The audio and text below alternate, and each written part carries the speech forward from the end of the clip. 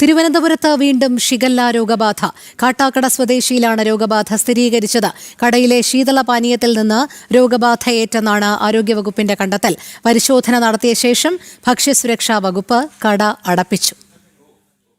സംസ്ഥാനത്ത് ഷിഗല്ല രോഗബാധിതരുടെ എണ്ണം കൂടുകയാണ്. തിരുവനന്തപുരത്ത് ഒരാൾക്ക് കൂടി രോഗബാധയേറ്റു. കാട്ടാക്കട സ്വദേശിയിലാണ് രോഗബാധ സ്ഥിരീകരിച്ചത്. കാട്ടാക്കടയിലെ KSRTC ബസ് സ്റ്റാൻഡ് വാണിജ്യ സമുച്ചയത്തിലെ കടയിൽ നിന്ന് കഴിഞ്ഞ ദിവസം രോഗബാധയേറ്റയാൾ ശീതളപാനീയം കുടിച്ചിരുന്നു. ഇതിൽ നിന്നാണ് രോഗബാധയേറ്റതെന്നാണ് കണ്ടെത്തൽ. നിലവിൽ കാട്ടാക്കട സ്വദേശി കൊല്ലം പാരിപ്പള്ളി ആശുപത്രിയിൽ ചികിത്സയിലാണ്. രോഗിയുടെ ആരോഗ്യനില തൃപ്തികരമാണെന്നാണ് ആശുപത്രി അധികൃതരുടെ ഭാഗത്തുനിന്നുള്ള വിശദീകരണം. ഭക്ഷ്യസുരക്ഷാ വകുപ്പ് ഈ കടയിൽ നിന്ന് ഈ മാസം 5-ന് പരിശോധന നടത്തി സാമ്പിളുകൾ ശേഖരിച്ചിരുന്നു. പരിശോധനാ ഫലത്തിൽ ഷിഗല്ല സാന്നിധ്യം തിരിച്ചറിഞ്ഞു. നിലവിൽ 10 ദിവസം മുമ്പ് നടന്ന പരിശോധനാ ഫലമാണ് പുറത്തു വന്നത്. ഇത് പൊതുവിൽ ആശങ്കയ്ക്കും ഇട നൽകുന്നുണ്ട്. ദിവസേന നൂറുകണക്കിന് ആളുകളാണ് കാട്ടാക്കട വാണിജ്യ സമുച്ചയത്തിലെ ബേക്കറികളിലെത്തുന്നത്. ഇതിനോടകം വൈറസ് എത്ര പേർക്ക് ബാധിച്ചിട്ടുണ്ടെന്ന ആശങ്കയിലാണ് ഇപ്പോൾ ആരോഗ്യവകുപ്പ്. ജനം, തിരുവനന്തപുരം.